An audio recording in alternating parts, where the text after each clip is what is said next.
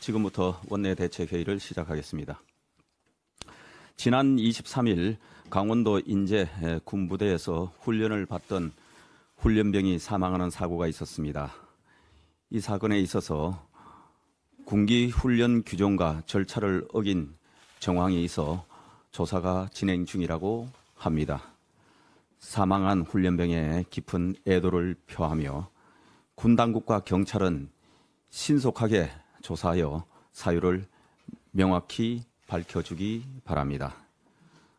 군 당국은 일선 현장에서 훈련 규정이 지켜질 수 있도록 점검 및 재발 방지 대책을 신속히 마련할 것을 촉구합니다. 오늘은 본회의가 열립니다. 구체적인 의사일정도 아직 통보받지 못했습니다. 민주당은 여야 간 의사일정 합의도 없이 본회의를 강행하려 하고 있습니다. 21대 국회 시작인 원구성부터 마지막 본회의까지 4년 내내 일관된 민주당 일방통행이 개탄스러울 따름입니다.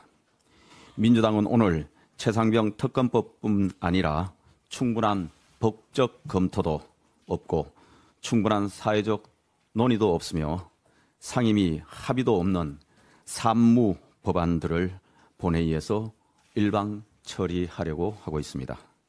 야당이 오늘 처리하겠다는 전세사기 특별법은 전문가들도 법리상 문제점과 집행 불가능성에 대한 문제를 지적하고 있습니다.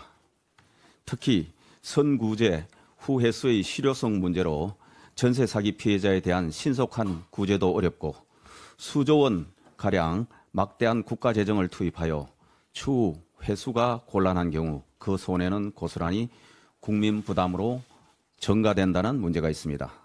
게다가 이 법이 선례로 남게 되면 다른 유사 사기 피해자와의 형평성 문제도 발생할 수 있어 신중히 살펴보아야 합니다.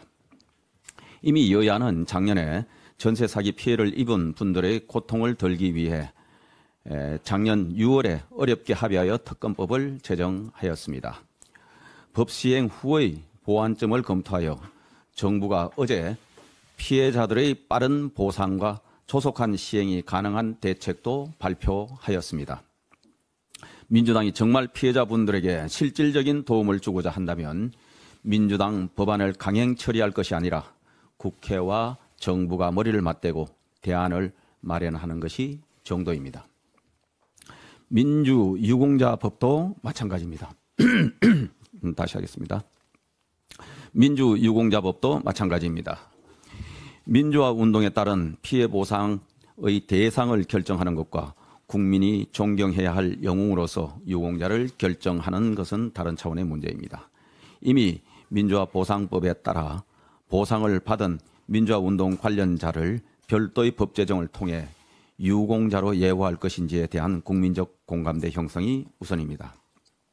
게다가 이 법은 민주유공자 기준에 대한 심사 기준도 모호하고 보훈부의 자의적 판단도 가능하게 되어 있습니다. 만약 이 법이 통과되면 방화로 경찰관 7명이 희생된 부산 동의대 사태, 민간인들을 감금 고문한 서울대 프락치 사건, 무장강도 행각을 벌인 난민정 관련자들도 보상받을 수 있습니다. 이 법은 민주당이 운동권 셀프 특혜법이라는 비판 여론을 의식해 2번이나 철회된 바 있습니다. 이 법이 통과되어 민주유공자로 인정된다면 그들의 자녀마저 유공자 특별 전형의 혜택으로 대학 진학 역시 특혜를 받게 됩니다. 이게 과연 정상적인 법입니까? 민주당이 강행 처리하려는 양곡법, 농안법도 문제가 많습니다.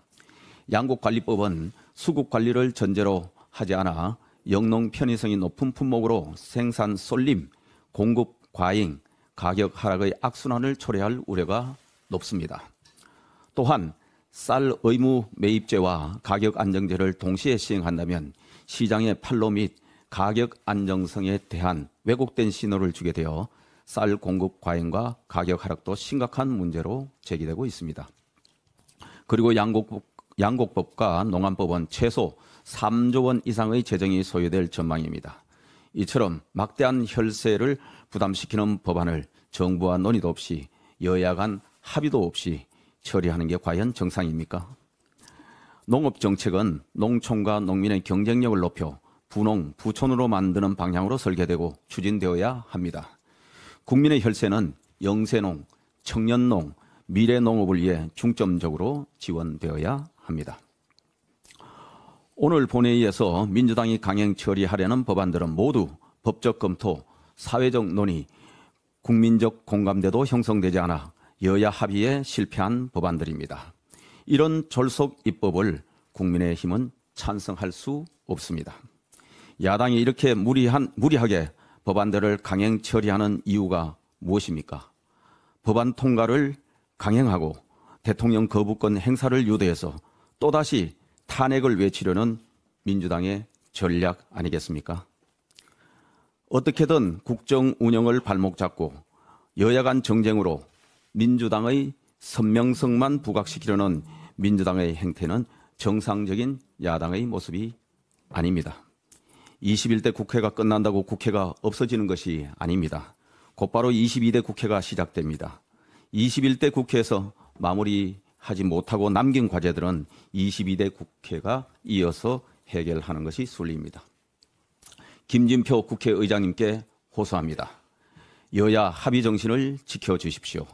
국회의장 직무는 국회법 제10조 의장은 국회를 대표하고 의사를 정리하며 질서를 유지하고 사무를 감독한다고 명시되어 있습니다. 국회법은 여야 합의 정신이 기반이 된 법률입니다. 법률 심사도 제대로 거치지 않고 반칙으로 본회의에 부의된 졸속 법안들을 여야 합의도 없이 본회의에 상정하실 국회의장님이 아니라고 믿습니다. 의사봉을 칠 때마다 한 번은 여당을 보고 한 번은 야당을 보고 마지막으로는 국민을 바라보며 의사봉을 두드리겠다. 이만섭 전 국회의장님의 말씀입니다. 김진표 의장님께서도 논란 법안을 하나하나 면밀히 살펴보신다면 이런 법안들을 상정하실 수는 없을 겁니다. 최상병 특검법도 마찬가지입니다. 이 법은 민주당을 위한 민주당에 의한 특검법 아닙니까? 이 법이 가결되는 순간 민주당은 대통령 제2요건 행사의 정당성을 문제 삼으며 탄핵 열차에 시도를 걸려는 의도가 분명합니다. 국민의힘은 집권 여당으로서 무분별한 입법 폭주를 막아내겠습니다. 다수당의 횡포로 입법 폭주가 진행된다면 거부권으로 저지할 수밖에 없는 현실입니다. 다시는 이런 일이 일어나지 않아야 합니다. 여야 합의와 협치 정신에 따라 국회가 운영되기를 호소드립니다. 감사합니다.